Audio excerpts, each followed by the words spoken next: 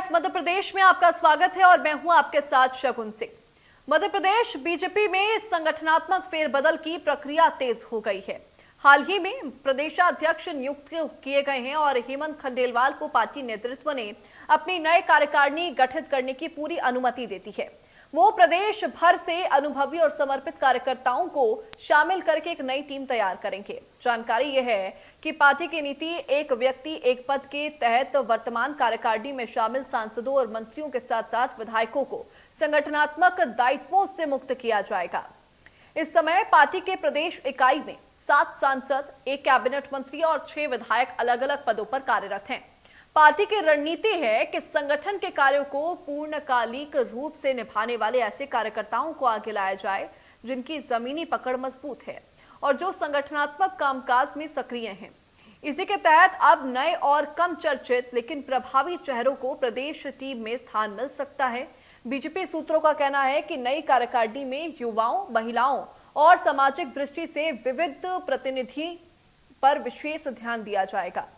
आपको बता दें कि बीजेपी के 7 मोर्चा संगठनों में से 3 की कमान वर्तमान में सांसदों के पास है और 1 मोर्चा कैबिनेट मंत्री के जिम्मे है। सांसद बनने के बाद इन नेताओं की व्यस्तता बढ़ गई है, जिससे मोर्चा का कामकाज उस पर प्रभाव पड़ रहा है। महिला मोर्चा के अध्यक्ष माया नारोलिया राज्यसभा सांसद बनने के बाद से सीमित सक्रियता में है। किसान मोर्चा के दर्शन चौधरी सांसद बन चुके हैं और ओबीसी मोर्चा के प्रमुख अब प्रदेश सरकार में मंत्री हैं।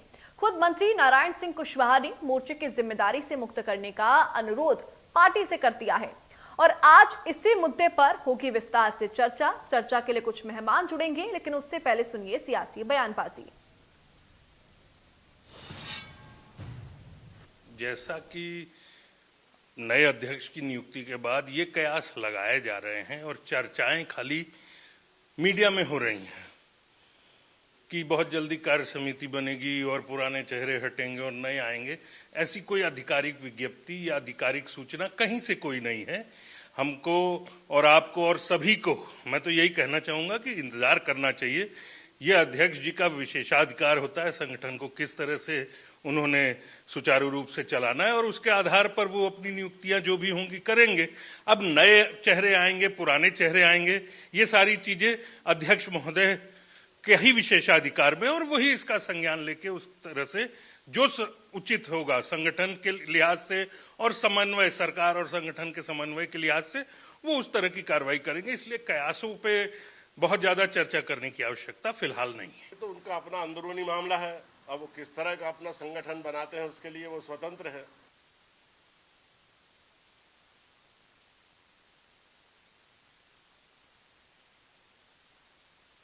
बीजेपी प्रदेश कार्यकारिणी में बदलाव होगा। बीजेपी प्रदेश संगठन में बड़ा फेरबदल तय माना जा रहा है।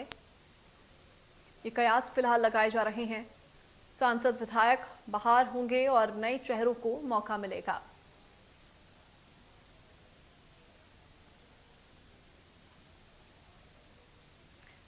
तो देखिए, आज इसी मुद्दे के ऊपर हम चर्चा करेंगे। हमारे साथ मेहमान जुड़ेंगे। सबसे पहले कांग्रेस प्रवक्ता अंबिका शर्मा जी हमारे साथ जुड़ गए हैं। अंबिका जी, बहुत स्वागत है आपका। और थोड़ी ही देर में हमारे साथ ब्रिजेश पांडे जी भी, जो कि बीजेपी के प्रवक्ता हैं, वो भी हमारे साथ जुड़ेंगे।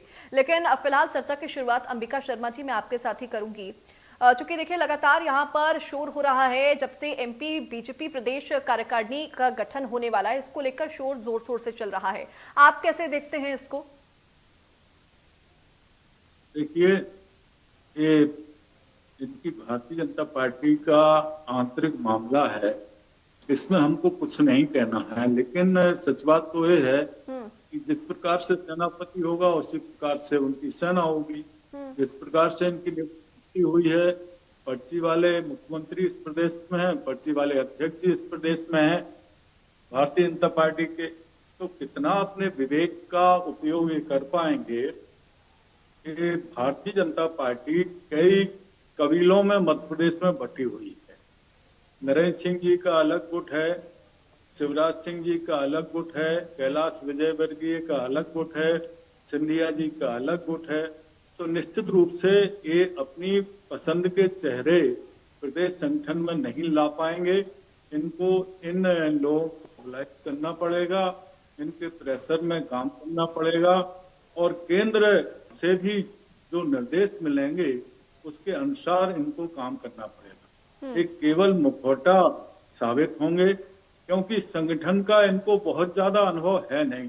कोषाध्यक्ष रहे हैं, इससे पहले कभी किसी मोर्चा के अध्यक्ष नहीं रहे प्रदेश के, तो जनता युवा मोर्चा के अध्यक्ष नहीं रहे, झारखंड परिषद के प्रदेश अध्यक्ष नहीं रहे। इन तमाम परिस्थितियों में, इन तमाम बातों से ऐसा लगता है कि यह थोपे हुए अध्यक्ष हैं, और कैसी इनकी सेना होगी उसका भी भगवान ही मालिक है। जी। अभी तो चल रहा है, अभी ये कह रहे हैं कि हम संगठन में सांसदों को और विधायकों को नहीं लाएंगे, लेकिन वर्तमान में आप देख रहे हैं 7 तो सांसद इनके प्रदेश की कार्यकारिणी में हैं विभिन्न पदों पर, और 6 विधायक हैं। इसी प्रकार से राज्यसभा सदस्य भी इनकी नारौलिया जी हैं, वो भी निष्क्रिय बनी हुई है। महिला मोर्चा का इनका कोई अता पता ठिकाना नहीं है।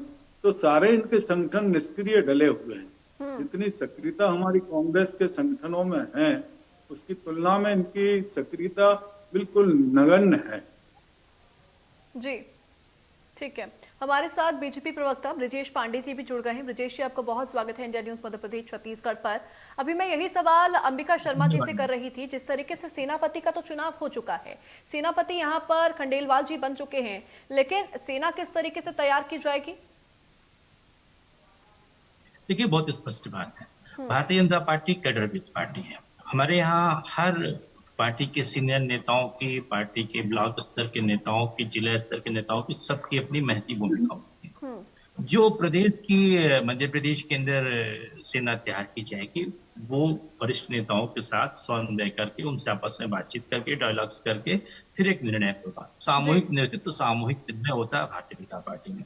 क्योंकि अंबिका शर्मा जी कांग्रेस को बिलोंग करते हैं, कांग्रेस का संस्कार, कांग्रेस की संस्कृति, कांग्रेस की रीत नीति जो है उसकी व्याख्या करते हैं। भारतीय जनता पार्टी में ऐसा नहीं होता है। इनके यहाँ क्या है, सिर्फ फुटबल की स्थिति रहती है, जूतम पैजार की नौबत आ जाती है, एक नेता दूसरे नेता को कुर्सी उठा के पिटाई कर देता है। बहुत सारे वीडियो आप अक्सर देखते हैं सभाओं। उमंग सिंगार जी का जीतू पटवारी के साथ कम्युनिकेशन गैप रहता है। इसके साथ साथ जो जीतू पटवारी जी के मीडिया एडवाइजर हैं, उनको कभी बोलने नहीं दिया जा रहा मीडिया में पूरी सही तरीके से बात। बहुत सारी यहाँ लक्ष्मण सिंह जी का आपने मामला देखा, उसके बाद दिग्विजय सिंह जी के बेटे जयवर्धन सिंह जी जाते हैं और एक छोटे से कांग्रेस नेता उन्हीं का खंडन कर देते हैं। तो कांग्रेस के अंदर की जो पूरी मनोस्थिति है वो उसका वर्णन कर रहे हैं। एक अनुशासित पार्टी पूरे प्रदेश में, पूरे देश में कोई है, आप अच्छे से जानती हैं, प्रदेश की सर्वोच्च अंकों में गिनी जाती है, वो भारतीय जनता पार्टी। तो यहाँ पे रीति नीति सिद्धांतों के तहत कार्य होगा। हेमंत खंडेलवाल जी सामूहिक नेतृत्व से, सामूहिक संगठन से चर्चा करने के बाद कि कौन उपयुक्त है।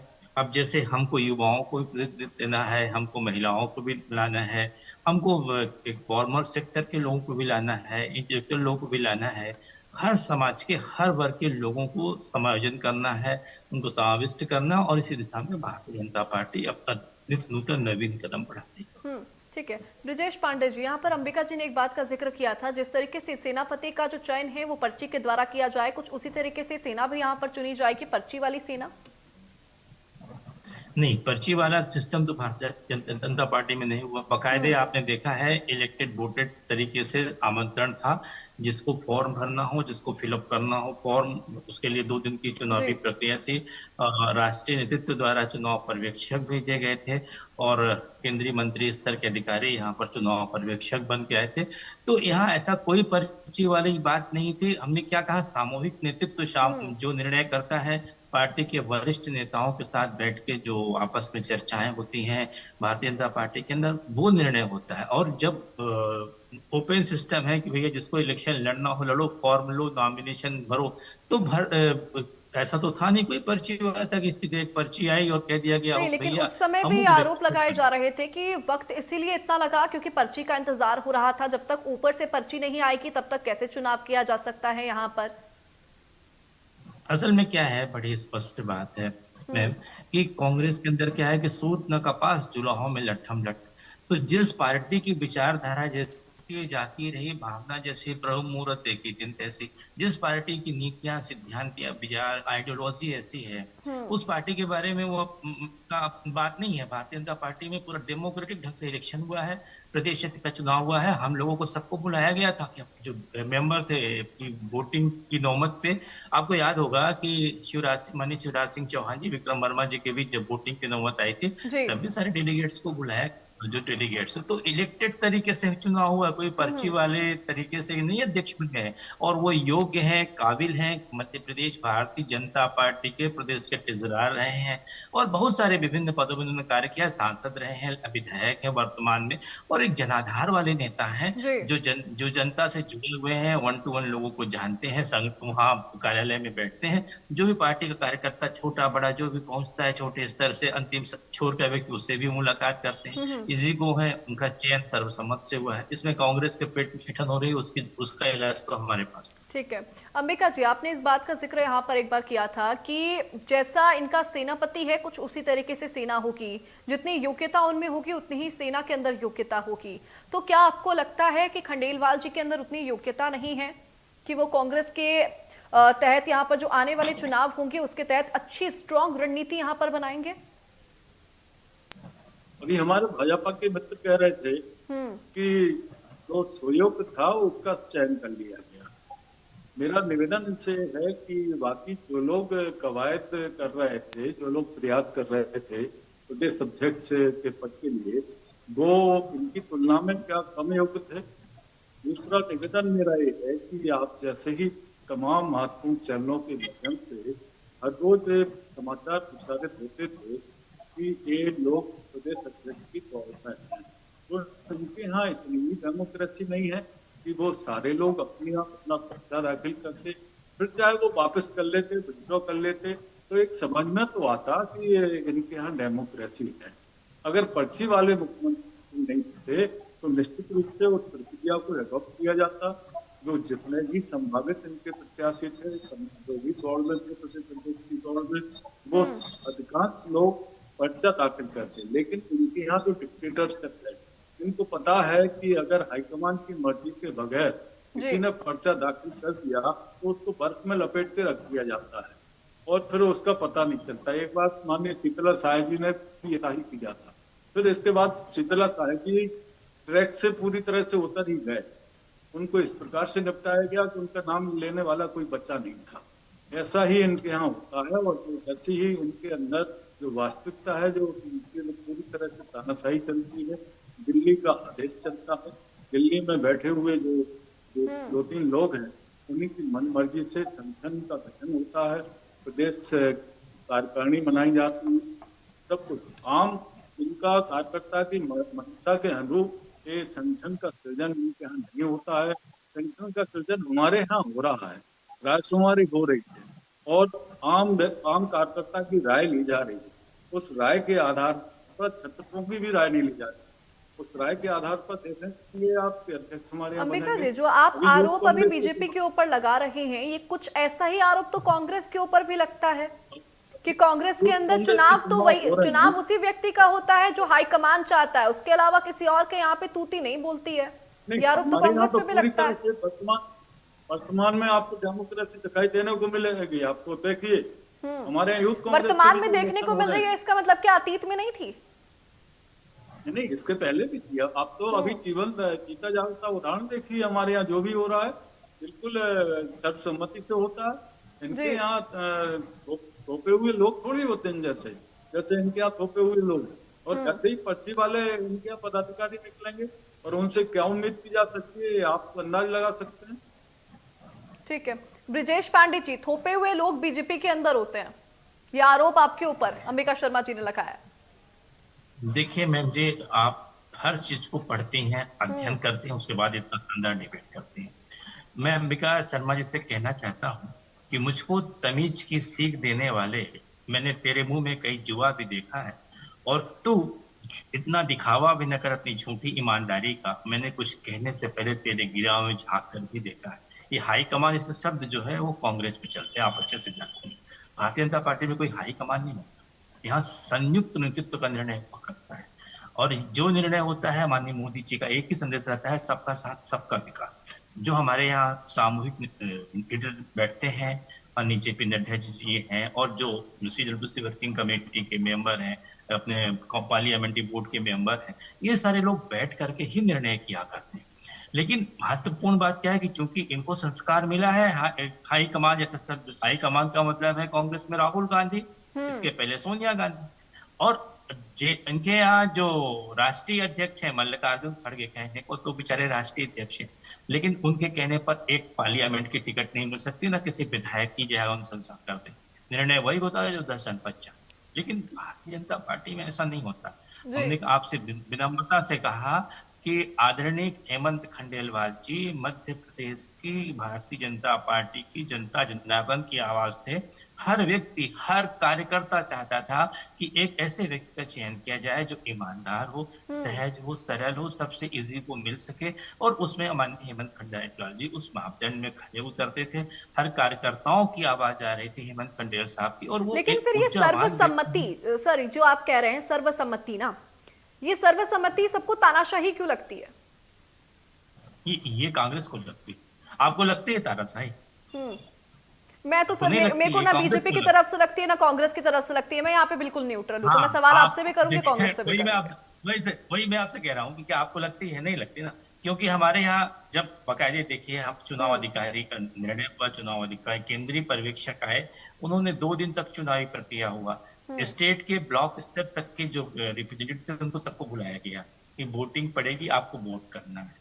ये कांग्रेस में नहीं होता। कांग्रेस में जीतू पटवारी जी का चयन कैसे हुआ, उमंग सिंगार जी का चयन कैसे हुआ, कांग्रेस के जो इन्होंने शब्द कहा अंबिका जी ने कि हाई कमान ने कह दिया और चयन हो गया। ये प्रक्रिया भारतीय जनता पार्टी में नहीं, पूरी डेमोक्रेटिक प्रक्रिया है। हमारे ब्लॉक अध्यक्ष का चुनाव, जिला अध्यक्ष का चुनाव, ये सब इसका कायदे चुनाव होता है। पर्यवेक्षक आते हैं और वो पर्यवेक्षक आकर के लोगों से पूछते हैं, उनकी रायशुमारी लेते हैं, बताओ भैया जो 3-4 दावेदार हैं इनमें से कौन सबसे योग्य होगा।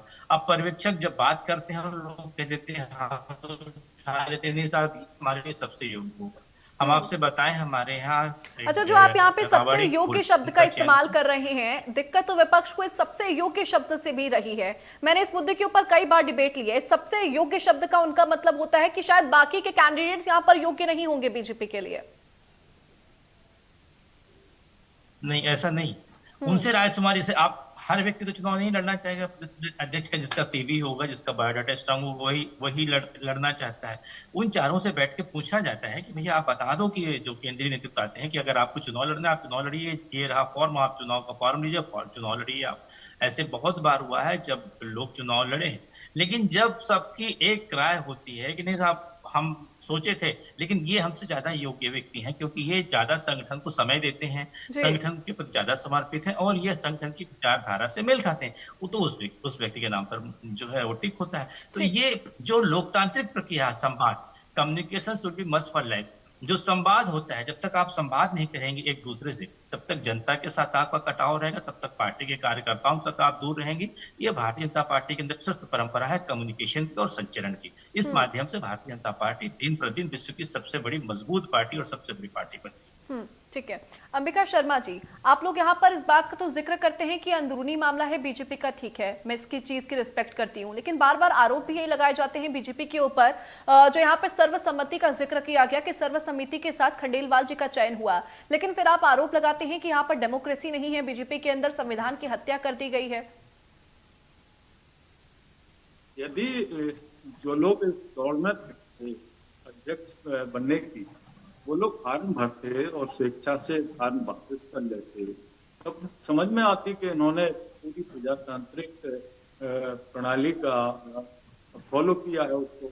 मैम जी इनसे पूछिए, ये तय करेंगे मेरे पार्टी में अध्यक्ष कैसे बनना है, ये अपने पार्टी का तय करें। इनके पार्टी में चुनाव होता नहीं है, ऊपर के माध्यम से भेजा गया व्यक्ति जो है ठीक है ब्रजेश जी एक बार उनकी बात सुनिए। ठीक है ब्रजेश जी, मैं आपके पास आऊंगी रिप्लाई करने के लिए, आऊंगी जी। मेरा निवेदन ये है, इन्होंने कहा खड़गे साहब की नहीं चलती है, राहुल जी की चलती है। आप बताने की कृपा करेंगे कि आपके यहाँ नड्डा साहब की कितनी चलती है?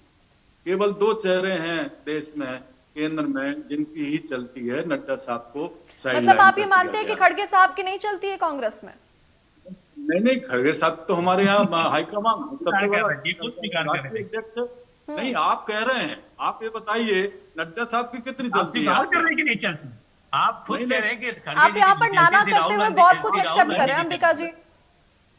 मैं आपकी बात को दोहरा रहा हूँ। मैं आपसे पूछना चाहता हूँ, आपके यहाँ नड्डा साहब की कितनी चलती है? नड्डा साहब की नहीं चलती, नहीं।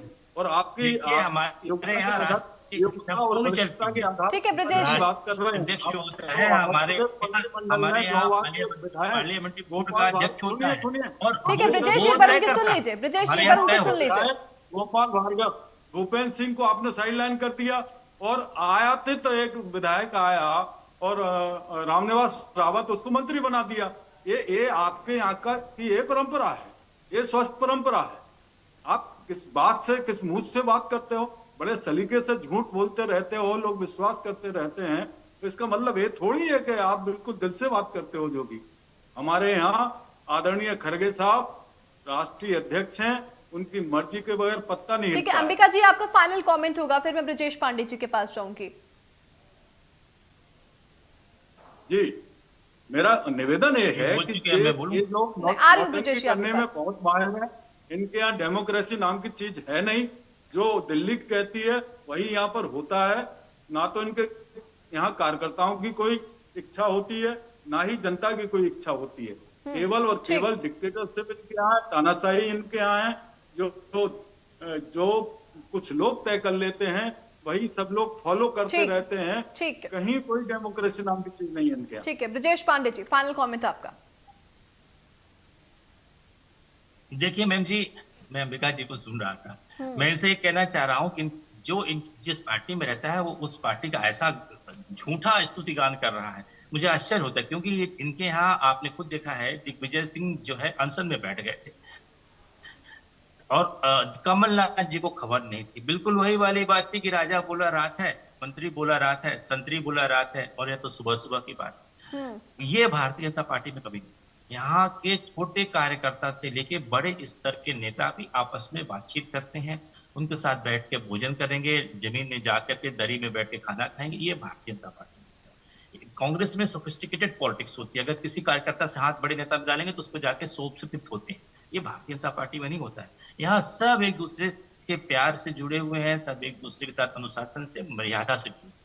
ठीक। और तीसरी आपके माध्यम से मैं बात करना चाहता हूँ कि इनके यहाँ जो है आप वो जनता जो को चल रही है जारी कांग्रेस करते में, हो। आपने देखा है, ठीक है, आपने ठीक है। देखा है मनमोहन सिंह जी और पार्लियामेंट के अंदर। ठीक है ब्रजेश पांडे जी और अंबिका जी, मेरे पास वक्त इतना ही था चर्चा को आगे बढ़ाने के लिए। आप दोनों का बहुत शुक्रिया अपना कीमती समय इंडिया न्यूज मध्य प्रदेश छत्तीसगढ़ को देने के लिए। तो देखिए, यहाँ पर सेनापति का चुनाव तो हो चुका है, खंडेलवाल जी यहाँ पर अध्यक्ष बन चुके हैं, लेकिन अब पूरी कार्यकारिणी के ऊपर है कि कैसे वो कार्यकारिणी को तैयार करेंगे। फिलहाल बड़ी बहस में मेरे साथ बस इतना ही। आप देखते रहे इंडिया न्यूज मध्य प्रदेश छत्तीसगढ़। नमस्कार।